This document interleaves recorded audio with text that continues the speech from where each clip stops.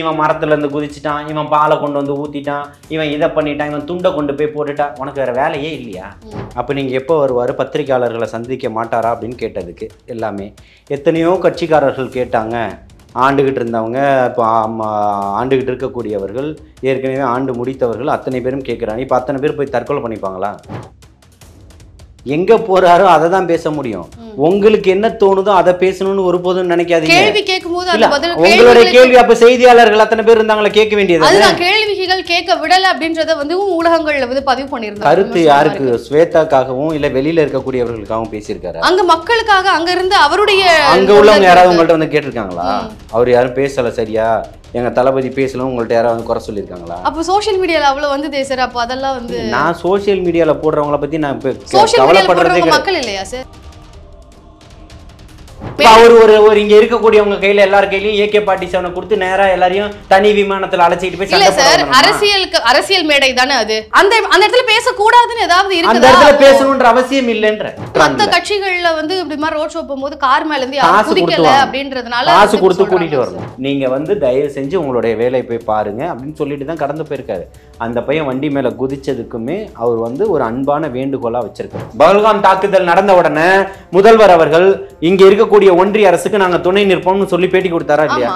அதுக்கப்புறம் இன்னைக்கு மாட்டினவன் RSS காரன் தெரியும்ல, நீ என்ன பண்ணிட்டு இருக்கீங்கன்னு கேக்குறேன்.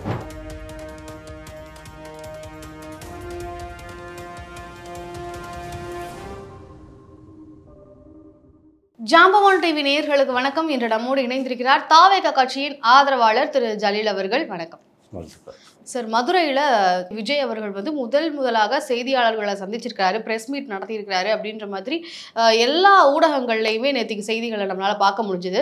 அந்த செய்தியாளர்கள் சந்திப்பு அப்படின்ற அந்த ஒரு விஷயம், அவர் அங்கே போய் அவர் சொன்ன விஷயங்களா இருக்கட்டும், அதை பற்றி உங்களுடைய விஷயம் எப்படி? என்னுடைய விஷயம்னா, நான் இன்னைக்கு இல்லை திரும்பவும் சொல்கிறேன், வரக்கூடிய நேரத்தில் வருவார், மக்களை சந்திப்பார், பத்திரிகையாளர்கள் சந்திப்பு நடத்துவாருன்னு நான் பலமுறை சொல்லியிருக்கேன். இதே ஜாம்பவான் சேனலில் பேசியும் இருக்கேன். அப்போ நீங்கள் எப்போ வருவார், பத்திரிகையாளர்களை சந்திக்க மாட்டாரா அப்படின்னு கேட்டதுக்கு எல்லாமே எத்தனையோ கட்சிக்காரர்கள் கேட்டாங்க. ஆண்டுகிட்டு இருந்தவங்க, இப்போ ஆண்டுகிட்டு இருக்கக்கூடியவர்கள், ஏற்கனவே ஆண்டு முடித்தவர்கள் அத்தனை பேரும் கேட்குறாங்க. இப்போ அத்தனை பேர் போய் தற்கொலை பண்ணிப்பாங்களா? இப்போ கலைஞராக இருக்கட்டும், நம்மளுடைய தமிழகத்தினுடைய ஆளுமைகளாக இருந்த கட்சி தலைவர்கள் எல்லாம் பார்த்தீங்கன்னா ஜெயலலிதா அவர்கள், கலைஞர் அவர்கள், அந்த மாதிரியான அரசியல்வாதிகள் எல்லாருமே ப்ரெஸ் மீட்டு அப்படின்றப்போ இருக்கக்கூடிய ஊடகங்கள் எல்லாருமே வரவழைச்சு அவங்க கேட்கக்கூடிய எதிர்கட்சிகளுடைய மனநிலையாக இருக்கட்டும், இல்லை மக்களுடைய பிரச்சனைகள் எல்லாத்தையுமே வந்து கேள்வியாக எழுப்புவாங்க. இதுக்கு அவங்களால முடிஞ்ச பதில் சொல்லுவாங்க. அதுதானே ஒரு ப்ரெஸ் மீட்டு. இது வந்து அவர் ஜனநாயகன் படத்துக்காக வந்து ஒரு வேலைக்காக நான் வந்து போகிறேன் அப்படின்றத செய்தியாளர்கள் சந்திப்பில் வந்து இன்ஃபார்ம் பண்ணிட்டு போகிற மாதிரி இருக்குது. இது செய்தியாளர்கள் சந்திப்பா அப்படின்ற கேள்விகளை எழுப்புறாங்க. கடந்த 4 வருஷத்துல முதல்வர் அவர்கள் எத்தனை பிரஸ் மீட் நடத்தினார்? ஆனா அவர் செய்தியாளர் சந்திப்புல அரசியல் பேசுவாங்க இல்லையா சார்? இப்போ வந்து இப்போ வாக்கு எங்க போறாரோ நல்லா புரிஞ்சுக்கங்க, எங்க போறாரோ அதை தான் பேச முடியும். உங்களுக்கு என்ன தோணுதோ அதை பேசணும்னு ஒருபோதும் நினைக்காதீங்க. கேள்வி கேட்கும்போது அந்த பதில் உங்களுடைய கேள்வி அப்ப செய்தியாளர்கள் அத்தனை பேர் இருந்தாங்களா கேட்க வேண்டியது? அதுதான், கேள்விகள் கேட்க விடல அப்படின்றத வந்து ஊடகங்கள்ல வந்து பதிவு பண்ணிருந்தாங்க. ஊடகங்கள் 1000 பதிவு பண்ணிக்கிட்டே தான் இருக்கீங்க. வரல நீங்க வந்துட்டாரு, களத்துக்கு வரல நீங்க களத்துக்கு வந்துட்டாரு, நேரடியா போய் மக்களை பார்க்கல நீங்க போய் நேரடியா போய் மக்களை பார்த்துட்டாரு, ஒரு அறிக்கை கூட விட மாட்டாரா? நீங்க நடக்கக்கூடிய அத்தனை சம்பவங்களுக்கு இன்னைக்கு முதல் அறிக்கை விடக்கூடிய ஒரே நபர் தமிழகத்தின் தலைவர் தளபதியா மட்டும்தான் இருக்கிறாரு. இதுல உங்களுக்கு மாற்று கருத்து இருக்கா? செய்தியாளர்கள் சந்திப்புல வந்து ஜனநாயகன் படத்தை ஷூட்டிங்க்கு போறேன், யாரும் என்னுடைய பின்னாடி வந்து ஃபாலோ பண்ண வேணாம் அப்படின்ற விஷயத்த வந்து சொல்லியிருந்தாரு. அதாவது இப்போ ஒரு வேலைக்கு போற நபர் வந்து இப்போ அங்க போயிட்டு அவர்கிட்ட ஏதாவது அரசியல் கேட்டோம்னா, சாதாரண நபர்கிட்ட போயிட்டு ஒரு அரசியல் கேட்டோம்னா, நான் வேலைக்கு போறேங்க இப்போ எனக்கு டைம் இல்லை அப்படின்னு சொல்லுவாங்கல்ல, அது மாதிரி தான் விஜய் அவர்களுடைய செய்தியாளர்கள். நான் திருப்பியும் சொல்றேனே, அதற்கான நேரம் வரும்போது நிச்சயமாக பத்திரிகையாளர் சந்திப்புகள் நடத்தப்படும். அங்க உங்களுடைய அனைத்து கேள்விகளுக்கும் பதில் இருக்குன்றதான் 1000 முறை சொல்லிட்டேன். ஓகே சார், இப்போ இங்க வந்து நேரம் இனிமே வரும் அப்படின்ற மாதிரி சொல்லியிருக்கிறீங்க. இப்போ கோயம்புத்தூர்ல வந்து மக்கள் ஆரவாரமா விஜய் அவர்களை வந்து கூட்டிட்டு போயிருந்தாங்க. ரோட் ஷோ எல்லாம் நடத்தி அந்த வாக்குச்சாவடி அந்த கூட்டத்தில் வந்து பேசினார் விஜய். அங்கே வந்து விஜய் அவர்கள் பெரிய அளவில் எதுவும் பேசலையே. முதல்ல அவர் என்ன கருத்து பேசினாருன்றதை நீங்கள் சொல்லுங்கள். அதில் வந்து பெரிய அளவில் பேசலை அப்படின்றது தானே கருத்து. யாருக்கு? ஸ்வேதாக்காகவும் இல்லை வெளியில் இருக்கக்கூடியவர்களுக்காகவும் பேசியிருக்காரு. அங்கே மக்களுக்காக, அங்கே இருந்து அவருடைய அங்கே உள்ளவங்க யாராவது உங்கள்கிட்ட வந்து கேட்டிருக்காங்களா? அவர் யாரும் பேசலை சரியா, எங்க தளபதி பேசலன்னு உங்கள்ட்ட யாராவது குறை சொல்லியிருக்காங்களா? அப்போ சோஷியல் மீடியால அவ்வளவு வந்து சார், அப்போ அதெல்லாம் வந்து நான் சோஷியல் மீடியால போடுறவங்கள பத்தி நான் சோஷியல் மீடியால கவலைப்படுறதே போடுறவங்க மக்கள் இல்லையா சார்? இல்ல, நான் திருப்பியும் சொல்றேன், அவர் மக்களுக்காக பேசல, அந்த அரங்கத்துக்குள்ள பூத் லெவல் ஏஜென்ட்டுக்காக பேசியிருக்கிறாரு. என்ன பேசினாருன்றதை நீங்களே சொல்லுங்க. பூத் லெவல் ஏஜென்ட்டுக்கு ஒரு வகுப்பு எடுத்திருக்காங்க, வகுப்பு எடுத்தது தானே, அங்க அவர் பேசணும்ன்றது அவசியமே இல்லையே. அப்ப எங்க பேசுவாரு? செய்தியாளர்கள் சந்திப்புலயும் பேசல. நான் திரும்பவும் சொல்றேன், செய்தியாளர்கள் சந்திப்புன்றத வைக்கப்படும். செய்தியாளர்கள் சந்திப்புல எல்லாருடைய கேள்விகளுக்கும் பதில் சொல்லப்படும். அவர் எல்லா மாவட்டம் தோறும் தொகுதி தோறும் பிரச்சாரம் இருக்குது, சுற்றுப்பயணம் இருக்கு, அதை பண்ணுவாரு. இப்போ அவருடைய வேலையை முடிக்கிறதுக்காக போயிருக்கிறாரு. அவருடைய மேடை, அவருடைய கட்சிக்கான மேடை, அவருடைய கட்சியினுடைய நிர்வாகிகள், அவருடைய எல்லாமே வந்து தாவேகா கட்சியினர் அப்படின்ற ஒரு மேடையிலே வந்து தாவேகா தலைவர் விஜய் அவர்கள் பெரிய அளவில் அவருடைய கருத்துக்களை எதுவுமே சொல்லல. இப்போ நடந்த அந்த டைம்ல தான் பகல்காமில் வந்து அத்தனை நபர்கள் வந்து கொன்று குவிக்கப்பட்டாங்க, இஸ்லாமியர்கள் மேல வெறுப்பு பிரச்சாரங்கள் எடுத்து முன்வைக்கப்பட்டது. இந்த மாதிரியான சம்பவங்கள்லாம் நடந்துட்டு இருக்கும்போது அரசியல் கட்சி தலைவரா விஜய் ஏன் ஒண்ணுமே அந்த மேடையில பேசல? பகல்காமுக்கு வந்து கண்டன அறிக்கை கொடுத்திருக்கிறாரு, புரியுதுங்களா? பூத் லெவல் ஏஜென்ட் ஒரு அரங்கத்துக்குள்ள நடக்கக்கூடிய விஷயம், ரெண்டத்தையும் நீங்க கொண்டு வந்து முடி போடக்கூடாது. அந்த இருக்கக்கூடிய 8500 பேருக்கு என்ன தேவையோ அதை கொடுத்திருக்கிறாரு, புரியுதுங்களா? அவங்களுக்கு என்ன தேவையோ அதை பேசியிருக்கிறாரு. அந்த நிகழ்ச்சியினுடைய நிரல் என்னவோ அதை பண்ணிருக்கிறாங்க. ஒரு நிமிஷம் இருங்க, நீங்க ஒரு கேள்வி கேட்டீங்க, அதுக்கான பதில் தான், புரியுதுங்களா? அந்த நிகழ்ச்சி அந்த 8500 பேருக்கு என்ன தேவையோ அதை கொடுத்திருக்கிறாரு. அந்த இடத்துல ஸ்வேதாவோ ஜலீலோ கிடையாது, புரியுதுங்களா? இல்ல, நல்லா புரிஞ்சுக்கங்க, நான் திருப்பியும் சொல்றேன், அந்த இடத்துல நீங்களோ நானோ கிடையாது. எனக்கும் உங்களுக்கும் 1000 கேள்விகள் இருக்கும், அதுக்கு அவர் பதில் சொல்லணுன்ற அவசியம், அங்க இருந்து சொல்லணுன்ற அவசியம் கிடையாது. அவர்களுக்கு என்ன தேவையோ அதை தான் சொல்லியிருக்கிறாரு, அவர்களுக்கு என்ன அறிவுறுத்தப்படணுமோ அதை அறிவுறுத்தி இருக்கிறாரு. இதுல உங்களுக்கு என்ன பிரச்சனைன்னு கேட்கிறேன். ஆனா அங்க இருக்கக்கூடிய தொண்டர்களுக்கு அவர் சொன்ன கருத்துக்கள் போதுமானதாக இருந்ததுன்னு நம்புறீங்களா சார்? நிச்சயமா தொண்டர்களுக்கு சொல்லியிருக்கிறாரு, 2ஆம் நாளும் பேசியிருக்கிறாரு, அவர்களுக்கு என்ன தேவையோ அதை கொடுத்திருக்கிறாரு. பூத் லெவல் ஏஜென்ட்டுகளுக்கு என்ன பேசணுமோ அதை பேசியிருக்கிறாரு. அங்கே நீ ஏன் அரசியல் பேசல, இதை பண்ணல, அதை பண்ணல, உங்களுடைய கேள்விகளுக்கு அவர் பதில் சொல்லணுன்ற அவசியம் இல்லை. சரி சார், இப்போ தாவேகாவினுடைய கொள்கை அப்படின்னா அது என்னன்னு சொல்வீங்க சார்? தாவேகாவினுடைய அடிப்படை நோக்கம் அப்படின்னா என்னது? சமூக நீதி. சமூக நீதி. வேற மக்களுக்காக மக்கள் குரல் எழுப்புறோம், மக்களுக்கான ஒரு நீதியை தான் நாங்க பேசுறோம் அப்படின்னு தானே சொல்றீங்க? இல்ல, நீங்க என்ன எதிர்பார்க்கறீங்க? இல்ல, தாவேகாவினுடைய கொள்கை, தாவேகாவினுடைய கொள்கை என்னன்னு கேட்டீங்க, சமூக நீதின்னு சொல்லிட்டேன். அதுதான் சார், இப்ப சமூக நீதியாக ஒரு இப்ப பகல்காம்ல அந்த மாதிரியான ஒரு இன்சிடென்ட், பகல்காமுக்கு அறிக்கை கொடுத்திருக்கிறது நீங்க படிக்கலையான்னு கேக்குறீங்க? இல்ல சார், அறிக்கையை நாங்க படிச்சோம், ஆனா அந்த மாதிரியான ஒரு இப்ப ஒரு இங்க இருக்கக்கூடியவங்க கையில எல்லார் கையிலயும் AK-47 கொடுத்து நேரா எல்லாரையும் தனி விமானத்துல அழைச்சிட்டு போய் இல்ல சார், அரசியல் மேடை தானே அது. அந்த இடத்துல ஏன் அவர் எதுவுமே பேசல? திமுகவை எதிர்த்து பேச விஷயங்கள் மட்டும்தான் அவருடைய அரசியலா? அப்ப திமுகவை எதிர்த்து அந்த டைம்ல எதுவும் இல்லன்றதால பேசலையா? மறந்துட்டு பேசுறீங்கன்னு நினைக்கிறேன். உங்களுடைய கேள்விக்கு நான் ஆல்ரெடி பதில் சொல்லிட்டேன். அது பூத் லெவல் ஏஜென்ட் அவர்களுடைய மீட்டிங். அதுல அந்த இடத்துல பேசக்கூடாதுன்னு ஏதாவது இருக்குதா? அந்த இடத்துல பேசணும்ன்ற அவசியம் இல்லைன்ற, அங்க பேசணும்ன்ற அவசியம் எங்க பேசுவாங்க? எங்க பேசணுமோ பேசுவாரு. அத எங்க பேசுவாங்க? அவருடைய கொள்கை பரப்பு செயலாளர்கள், இணை செயலாளர்கள், துணை செயலாளர்கள் அறிக்கை கொடுத்துக்கிட்டு இருக்காங்க, தலைவர் கொடுத்துக்கிட்டு இருக்காரு, பொதுச் செயலாளர் அறிக்கை கொடுக்கிறாரு, தொடர்ச்சியா தேவையான கண்டனங்களை பதிவு பண்ணிக்கிட்டு இருக்காங்க. எல்லாரும் எல்லா இடத்துலயும் பேசிக்கிட்டு இருக்காங்க, தன்னுடைய கண்டனங்களை பதிவு செஞ்சுக்கிட்டு இருக்காங்க. இப்ப அங்க ஏன் பேசலன்றதுதான் உங்களுக்கு பிரச்சனை. இப்ப விஜய் அவர்களை வந்து ஒரு 4 இடங்கள்ல மட்டும்தான் வந்து 4-5 இடங்கள்ல தான் மீட்டிங் வச்சிருக்காங்க அப்படின்ற விமர்சனத்தை வந்து பல பேர் வைக்கிறாங்க சார். ஏன்னா கட்சி ஆரம்பிச்சு 2 வருஷங்கள்ல பெரிய மேடை அப்படின்றது இதுதான். திருப்பியும் ஒரே ஒரு விஷயத்தை புரிஞ்சுக்கணும். 4-5 மேடைனா 5 மண்டலங்களா மாநாடுகள், பூத் லெவல் ஏஜென்ட்டுகளுக்கு இது நடக்குது, கூட்டம் நடக்குது, புரியுதுங்களா? அதுல அந்த பூத் லெவல் ஏஜென்ட் என்ன பண்ணணும்ன்றத அது ஒரு விரைவுரைவா ஒரு காணொலி மூலமா அவர்கள் தானே எக்ஸ்பிளைன் பண்ணாங்க. அதுதான் சொல்றேன், அதுக்கு அவர் தானே பொறுப்பாளர், அதான் அவர் தானே அதுக்கு பொதுச் செயலாளராக இருக்கிறாரு, அப்ப அவர் தானே பண்ணுவாரு. அப்போ வந்து கொள்கைகளை பேசுறது எல்லாத்துக்குமே வந்து அந்தந்த யாரெல்லாம் பொறுப்போ அவங்க தான் பேசுவாங்க, விஜய் அவர்கள் வந்து பேச மாட்டாரு அப்படின்னு சொல்ல வரீங்களா? நான் பேச மாட்டாருன்னு சொல்லி இவ்வளவு நாள் அவர் தானே பேசியிருக்காரு, உங்க காதுல விழலையான்னு கேட்கிறேன். அதுதான் சார், இப்போ நீங்க தான் சொன்னீங்க அவர் அந்த இடத்துல போதுமானதான் பேசுவாரு. அந்த இடத்துக்கு என்ன தேவையோ அதை தானே பேச முடியும். ஓகே, அப்ப அளந்து இவ்வளவுதான் பேசுவாரு அப்படின்னு சொல்ல வரீங்க? அளந்து நீங்க ஒரு டேப் எடுத்துட்டு வாங்க. உங்களுக்கு என்ன தேவையோ அளந்து கொடுத்துறலாம். நீங்க தான் சார் சொல்றீங்க இவ்வளவுதான் பேசுவாரு, நீங்க தான் அந்த சொல்றீங்க. இடத்துக்கு இங்க பாருங்க, திருப்பியும் சொல்றேன், எத்தனையோ நிகழ்ச்சிகள்ல முதல்வர் எத்தனையோ விஷயங்கள்ல இங்க என்ன பேசணுமோ அதை பேசுங்கன்னு இருக்காங்க. கனிமொழி அவர்கள் எத்தனையோ கேள்விக்கு இந்த கள்ளச்சாராய விஷயத்த பேசும்போது, டாஸ்மாகை பத்தி பேசும்போது இங்க என்ன பேசணுமோ அதை பேசுங்கன்னு இருக்காங்க. இப்பவும் சொல்றேன், அங்க என்ன பேசணுமோ அதை பேசியிருக்கிறார். அப்ப இந்த மாதிரியான விஷயங்கள் எல்லாம் பேசுறதுக்கு எங்க பேசுவாங்க? எல்லா இடத்துலயும் பேசலாம். அதுக்கு அறிக்கை கொடுத்திருக்கிறாரு, புரியுதுங்களா? அதுக்கு அறிக்கை கொடுத்திருக்கிறாரு. திரும்ப வருவாரு, பட வேலைகள் முடிந்த உடனே அவர் தன்னுடைய வேலைக்கு போகிறேன்னு சொல்லிட்டு கண்ணியமான முறையில் பேட்டி கொடுத்திருக்கிறாரு. ரசிகர்களுக்கு ஒரு கட்டுப்பாடு விதிச்சிருக்கிறாரு, இப்படி வரக்கூடாதுன்னு சொல்லியிருக்கிறாரு. அவர் ஒரு அன்பால கொண்டு வந்து அது மக்கள் மன்றத்தில் கொண்டு வந்து முன்னாடி வச்சிருக்கிறாரு. இப்போ காணொலி வாயிலாக ப்ரெஸ் மீட் மூலியமாக சொல்லிட்டு போயிருக்கிறாரு. அந்த இடத்துல இருந்து கடந்து போயிருக்கிறாரு. அவர் தன்னுடைய சொந்த வேலைக்காக, பட வேலைக்காக நான் போகிறேன், இங்கே யாரும் நீங்கள் வர வேண்டாம், இது அரசியல் மேடையாக கூட்டு போவாதீங்க, பண்ணாதீங்கன்றதையும் அறிவுறுத்திருக்காரு. இவ்வளோ ஒரு கண்ணியமாக யாரை பார்க்குறீங்கன்னு கேட்குறேன். இது வந்து மற்ற எந்த கட்சியினருமே வந்து செய்யலை. கூட்டத்தை மொத்தமாக கூட்டிகிட்டு தான் போவாங்க எல்லா கட்சிக்காரர்களும், புரியுதுங்களா? தனக்கு படைபலம் இருக்குன்றதை காட்டுறதுக்கு வர வேண்டாம்னு சொல்லி கொடுக்கக்கூடிய ஒரு தலைவனை காட்டுங்க. இந்த மத்த கட்சிகள்ல வந்து இப்படி மாதிரி ரோட் ஷோ போகும்போது கார் மேல இருந்து யாரும் குதிக்கல அப்படின்றதுனால காசு கொடுத்து கூட்டிட்டு வரணும். எல்லாத்தையும் காசு கொடுத்து தான் கூட்டிட்டு வரணும். நீங்க ரோட் ஷோ இந்த மாதிரி கார் மேல இருந்து குதிக்கும்போது அது ஒரு அங்க பிரதேசனம் பண்ணாலும் சரி, அத பாருங்க, அது தவறுன்னு கண்டிச்சிருக்காரு. அதுக்கு தான் சொல்லிருக்காரு சார். அந்த மாதிரி மத்த கட்சிகளோட அந்த மாதிரி நீங்க யாரும் பண்ண வேண்டாம், என்னுடைய பட வேலைகளுக்காக நான் போறேன், நீங்க வந்து தயவு செஞ்சு உங்களுடைய வேலையை போய் பாருங்க அப்படின்னு சொல்லிட்டு தான் கடந்து போயிருக்காரு. அந்த பையன் வண்டி மேல குதிச்சதுக்குமே அவர் வந்து ஒரு அன்பான வேண்டுகோளா வச்சிருக்காரு. அதனால அவருக்கு அந்த இடத்துல சொல்ல வேண்டிய ஒரு சூழ்நிலை கடமை இருக்கு சொல்லிருக்காரு. அங்க இல்ல, அதுக்கு முன்னாடி அறிக்கையா கொடுத்திருக்காங்க. அதுதான் சார் அறிக்கை. இல்ல நான் பார்த்தேன், அந்த அறிக்கையிலயும் அததான் குறிப்பிட்டிருக்காங்க, இதுலயும் சொல்லிட்டு போயிருக்காங்க. ஞாயிற்றுக்கிழமை முடிஞ்ச உடனே திங்கட்கிழமை அன்னைக்கு அறிக்கை கொடுத்திருக்காரு, புரியுதுங்களா? நீங்க யார் எல்லாருமே ஒரு கண்ணியத்தை கடைபிடிங்க, இதெல்லாம் தவறான செயல். கண்ணியம் வந்து தாவேகா கட்சியின் தொண்டர்களுக்கு இல்ல அப்படின்றத அப்ப இதுல எடுத்துக்கலாமா? கண்ணியமான முறையில நடந்துக்கணும்னு சொல்றேன். கண்ணியம் இல்லாதவர்கள் யாரும் தாவேகால இல்ல. என்ன குடிச்சிட்டு ரோட்ல படுத்து உருண்டுகிட்டு இருக்காங்க இல்ல, அதுதான் சொல்றேன். கண்ணியமான முறையில நடந்துக்குங்க, இன்னும் கண்ணியப்படுத்துங்க அப்படின்னு சொல்றாரு, புரியுதுங்களா? நம்ம நடந்துக்கக்கூடிய, நம்ம நடந்து போறதுலயும், நம்ம வந்து உட்கார்றதுலயும், எந்திரிக்கிறதுலயும், தண்ணி குடிக்கிறதுலயும் கண்ணியம் இருக்கு, புரியுதுங்களா?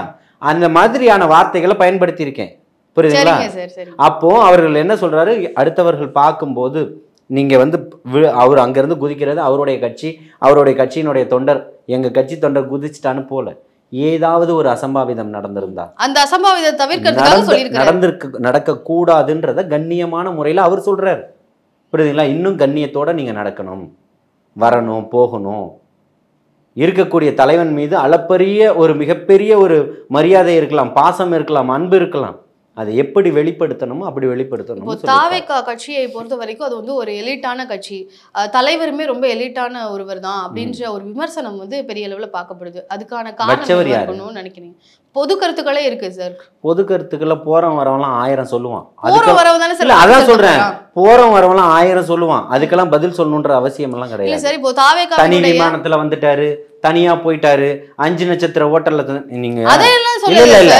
தாவேகா கட்சியினுடைய நிர்வாகிகளே வந்து தாவேகா தலைவரை நெருங்க முடியாத ஒரு உயரத்துல தான் அவர் எப்பவுமே இருக்காரு. எல்லாருமே ஏன் நீங்க பாக்கலையா? அன்னைக்கு மேடையில எல்லாம் 100கணக்கான மாவட்ட செயலாளர்கள் ஒன்னா உட்கார்ந்து இல்லையா, பேசலையா? பேச முடியுமா சார்? அவங்க உடனே கால் பண்ணி எல்லாம் விஜய் கிட்ட வந்து பேச முடியாது அந்த மாதிரியான இல்ல, ஏன்னா அந்த கேள்விகளுக்கு உங்க மூலமா ஒரு பதில் கொடுக்க போறோம், அவ்வளவுதான். கண்டிப்பா தலைவரோட தொடர்ந்து அவங்க எல்லாம் கால் பண்ணக்கூடிய இடத்துல பொதுச் செயலாளர் இருக்கிறாரு, தலைவர்கிட்ட கொண்டு போய் சேர்க்கக்கூடிய பொதுச் செயலாளர் மூலமா தான் போக முடியும், அப்படிதானே சார்? எந்த ஒரு நிர்வாகிகளா இருந்தாலும் எல்லாரும் யாரா இருந்தாலும் கட்சியில ஒருத்தர் இருக்கிறாங்கன்னா, திமுகவா இருக்கட்டும், அண்ணா திமுக இருக்கட்டும், காங்கிரஸா இருக்கட்டும், விடுதலை சிறுத்தைகளா இருக்கட்டும், நேரடியா போய் நீங்க எந்த தலைவர்ட்டையும் கருத்துக்களை கொண்டு போய் அப்படின்றது பெரிய நீங்க போய் சந்திச்சீங்களா? யார் பெரிய குற்றச்சாட்டு வச்சா?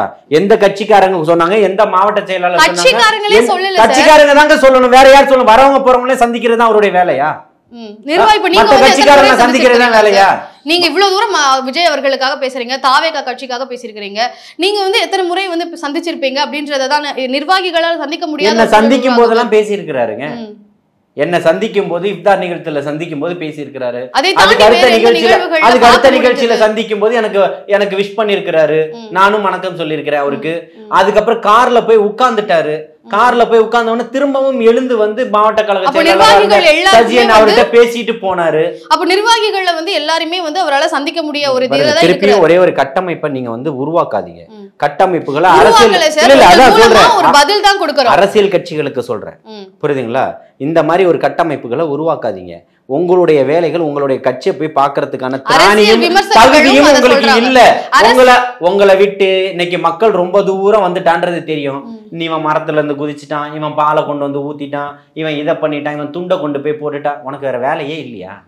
திமுகவுக்கு சொம்படிக்கிறது தவிர வேற வேலையே இல்லையான்னு கேட்கிறேன்.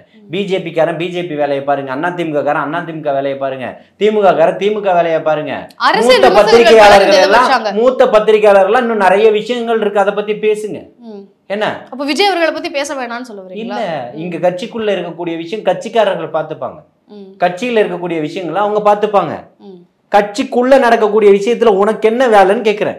இங்க அவங்கள்ட்ட அதை பேசல இதை உங்க கட்சி பூத் கமிட்டி மாநாடா நடக்குது, நீ வந்து அட்வைஸ் பண்ற. அப்ப விமர்சனமே வைக்க கூடாதா சார்? தாவேகா பூத் கமிட்டி மாநாடு அந்த தலைவருக்கு தெரியாத தொண்டர்கள்ட்ட என்ன பேசணும்னு சொல்லிட்டு இவங்க வந்து தான் அட்வைஸ் பண்ணணுமா? உனக்குள்ள பிரச்சனையை நீ என்ன அதை பேசுனா அதையும் பேச மாட்ட. அதாவது இப்ப தாவேகா தலைவர் பத்தியும் அந்த கமிட்டி பத்தி எல்லாம் நம்ம வந்து விமர்சனம். இப்ப வேங்கை வயல் பிரச்சனை தீர்ந்துருச்சா?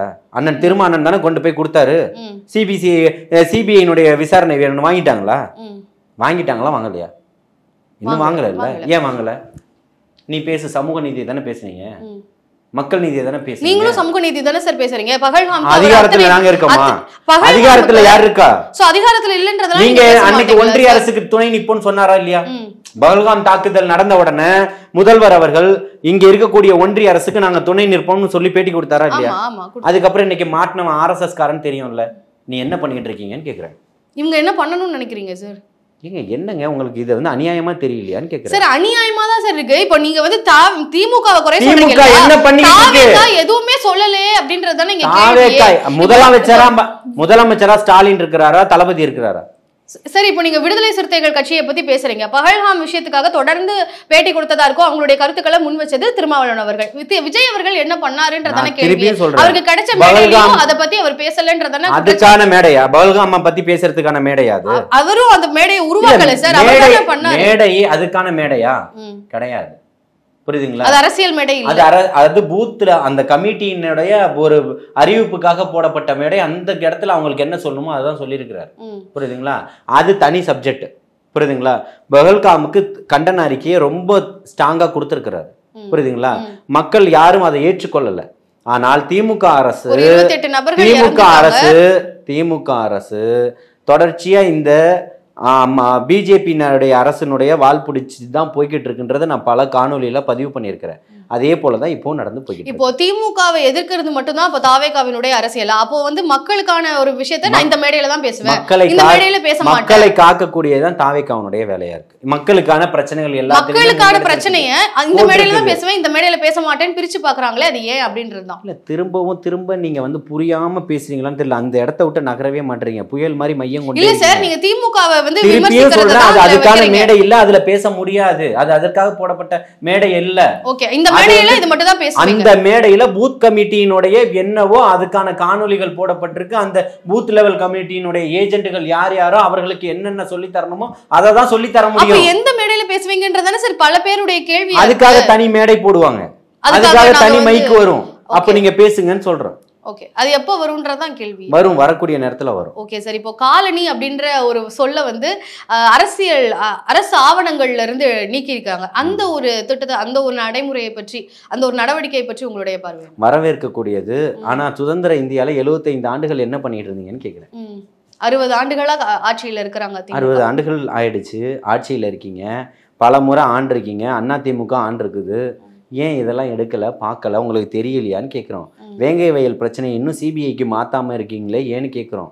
ஒரு பையன் புல்லட் ஓட்டிட்டான்னு கையை வெட்டினாங்களே, நீங்கள் காலனின்னு பேர் மாத்துறீங்க, வரவேற்கிறோம். அதே மாதிரி ஏன் இதுக்கெல்லாம் இந்த மாதிரிலாம் சாதிய வன்கொடுமைகள் இன்னும் கோலோச்சி நின்றுக்கிட்டு இருக்குது, தலைவிரித்து ஆடிக்கிட்டு இருக்குது, இதுக்கெல்லாம் என்ன பண்ண போறீங்கன்னு கேட்குறோம்.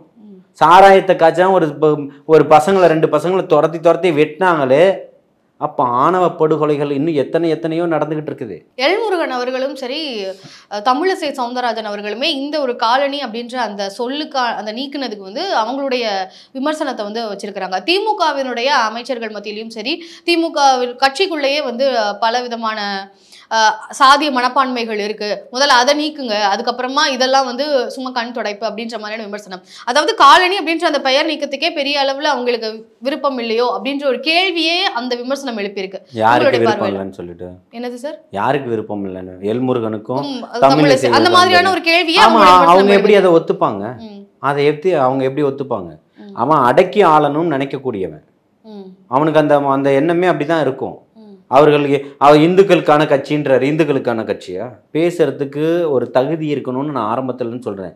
அவர்களுக்கு பிஜேபிக்காரர்களுக்கு என்ன தகுதி இருக்கு? எந்த தகுதியும் கிடையாது. ஆர்எஸ்எஸ்னுடைய அஜெண்டா என்னவோ அதை தான் பிஜேபி நிறைவேற்றிக்கிட்டு இருக்குது. இன்னைக்கு பெஹல்காம்ல தாக்குதலை பத்தி பேசிக்கிட்டு இருக்கோம். பெஹல்காம் தாக்குதலுக்கு இன்னைக்கு மூளையா செயல்பட்டவன் லஷ்கர்-இ தொய்பாவினுடைய அமைப்பினுடைய நிழல் அமைப்பா செஞ்சுக்கிட்டு இருக்க டிஆர்எஃப்னுடைய தலைவன் யாருன்றதை கண்டுபிடிச்சிருக்கான். அவன் ஆர்எஸ்எஸ்னுடைய தீவிர பக்தனா இருக்கான். அப்ப இதையே பேச மாட்டேன்து. நாங்கள் உடனடியே கனவிலும் நினைக்க முடியாத பதிலடி என்ன கொடுப்பீங்க? கனவிலும் நடக்க முடியாத நினைக்க முடியாத ஒரு பதிலடியை கொடுப்போன்னு பாரத பிரதமர், ஒன்றிய பிரதமர் சொன்னாரு. என்ன பதிலடி? ஆர்எஸ்எஸ்னுடைய கூடாரத்தை தானே அழிக்கணும். இதுல எங்க இருந்து ஆர்எஸ்எஸ் பொங்கி எழுந்து வந்து இது பண்ணிக்கிட்டு இருக்கான்? 26 பேரை சுட்டு கொல்லும் போது யாரும் என்னை சுடாதேன்னு ஓடி போய் ஒருத்தரும் துப்பாக்கியை பறிக்கல. என் சகோதரர்களை சுடக்கூடாதுன்னு அதே அங்க இருக்கக்கூடிய காஷ்மீர் தான் ஓடி போய் அவன் துப்பாக்கியை போய் பிடுங்குறான். அந்த ஒரு இஸ்லாமியன் தானே செத்துருக்கான். அப்ப இந்த 26 பேர் காப்பாற்றணும்னு நான் தானே நின்றுருக்கான். அவன் அதை ஏத்துக்கல. அவனையும் தீவிரவாதின்னு சொல்ல போறீங்களா? அதாவது இந்த செயலை ஒருபோதும் யாரும் ஆதரிக்கல. இது தீவிரவாதம்னா தீவிரவாதம் தான், அதுல மாற்று கருத்தே இல்லை. அதை இஸ்லாம் ஆதரிக்கல. அந்த ஒரு இடத்துல அவன் வந்து எவ்வளவு நவீன ரக துப்பாக்கியை வச்சிருந்தாலும் என் உயிர் போக போதுன்ற நிலைமையிலும் யாரு போய் அவர்கள்ட்ட துப்பாக்கியை பறிக்கல. ஆனால் ஒரு குதிரை ஓட்டி தானே ஓடி போய் அந்த துப்பாக்கியை பிடுங்கிருக்கான். அதனால தானே கொல்லப்பட்டிருக்கான். அன்னைக்கு உங்களுக்கு கார்கில் போர்ல நடக்கும்போது அன்னைக்கு ஆடு மேய்க்கக்கூடிய சிறுவர்கள் ஓடி வந்து தானே உங்களுக்கு சொல்றாங்க, இங்க மாதிரி இவன் வந்துட்டான், இவ்வளவு தூரம் உள்ள வந்துட்டான், ஆக்கிரமிப்பு பண்ணிக்கிட்டு இருக்கிறாங்க, அங்க கூடாரம் அமைச்சுக்கிட்டு இருக்கிறாங்க, பெரிய பெரிய தளவாடங்கள் எல்லாம் வந்துருச்சுன்னு சொல்லியிருக்கிறான் இல்லையா வாஜ்பாய் காலகட்டத்துல. இன்னைக்கு ஒரு குதிரை ஓட்டி உங்களுக்கு யார் அப்ப இந்த நாட்டை காப்பாத்திக்கிட்டு இருக்கிறது? ஆடு மேய்ப்பவர்களும் குதிரை வைத்திருக்கு பொழப்பு நடத்தக்கூடியவர்களும் தான் உங்களுக்கு மிகப்பெரிய ஒரு ஆளா நின்றுகிட்டு இருக்கிறாங்க. ஐயா, நீங்க என்ன பண்ணிட்டீங்கன்னு கேட்கிறேன். இதற்கான உங்களுடைய பதிலடி என்ன? இப்ப இவன் பாஜக காரன் தெரிஞ்சிருச்சு, இவன் நீங்க என்ன பண்ண போறீங்க? ஆர்எஸ்எஸ் காரன் தெரிஞ்சிருச்சு, நீங்க என்ன பண்ண போறீங்க? அப்ப கனவிலும் நினைக்க முடியாத அளவுக்கு ஆர்எஸ்எஸ்க்கு ஒரு தண்டனை கொடுக்கணும்ல. நீங்க தான் ஆர்எஸ்எஸ்னுடைய மொத்த உருவமாகவும் அடிவரடியாகவும் இருக்கீங்கல்ல. நீங்க எப்படி நடவடிக்கை எடுப்பீங்க? ஆர்எஸ்எஸ் தான் இதை நடத்தி இருக்குதுன்னு தெரிஞ்ச உடனே திமுக பதில் அறிக்கை கொடுத்துருக்கணும்ல. ஏன் கொடுக்கல? எல்லாமே திட்டமிடுதல். நான் ஆரம்பத்துல இருந்தே சொல்லிட்டு இருக்கேன். பெஹல்காம் தாக்குதல் நிச்சயமாக இங்க இருக்கக்கூடியது ஒரு இராணுவ ஓய்வு பெற்ற லெப்டினன்ட் கர்னல் முருகேஷ், அவர் பேர் என்ன, அவர் பேட்டி கொடுக்கிறாரு. இது உடனடியா வந்து தாக்கிட்டு போன சம்பவம் அல்ல. குறைந்தபட்சம் கிட்டத்தட்ட ஒரு மாதத்துல இருந்து 2 மாத காலம் வரைக்கும் இதுக்கு வந்து பயிற்சி எடுத்திருக்கணும். ஒரு 4 கிலோமீட்டர் தொலைவுல இருந்து தான் பைனாகுலர்ல வாட்ச் பண்ணி தான் இதை பண்ணியிருக்க முடியும் அப்படின்னு சொல்லி ஓய்வு பெற்ற லெப்டினன்ட் கர்னல்னு சொல்லக்கூடியவர், அவர் பேர் முருகேசனா முருகநாதனான்னு சரியா எனக்கு கவனம் இல்லை, அவர் இந்த பேட்டியை கொடுக்குறாரு. அப்போ எப்படி இந்த பயிற்சி எடுக்கப்பட்டது? அந்த இடத்துல ஏன் பாதுகாப்பு படை வீரர்கள் இல்லை? அதுக்கு முன்னாடி வரைக்கும் அந்த இடத்துல பாதுகாப்பு படை வீரர் இருந்திருக்காங்கன்றத சாட்சியா ஒருத்தர் கட்டுரையா எழுதியிருக்காரு. என்னுடைய மனைவி அங்க போனாங்க, அப்போ ஃபோட்டோ எடுக்கும்போது படை வீரர்களை எடுக்கக்கூடாது, பாதுகாப்பு படையில் இருக்கக்கூடியவர்களை ஃபோட்டோ எடுக்கக்கூடாதுன்றத சொன்னாங்க அப்படின்றதெல்லாம் சொல்கிறாரு. அப்போ நீங்கள் என்ன பார்வையில் பார்த்துக்கிட்டு இருக்கீங்கன்னு தான் இந்த கேள்வி எழும்புது. ஓகே சார், இன்றைய அரசியல் சூழல் குறித்து பல விஷயங்களை எங்ககிட்ட பகிர்ந்துக்கிட்டதுக்கு மிக்க நன்றி. வாழ்த்துக்கள்.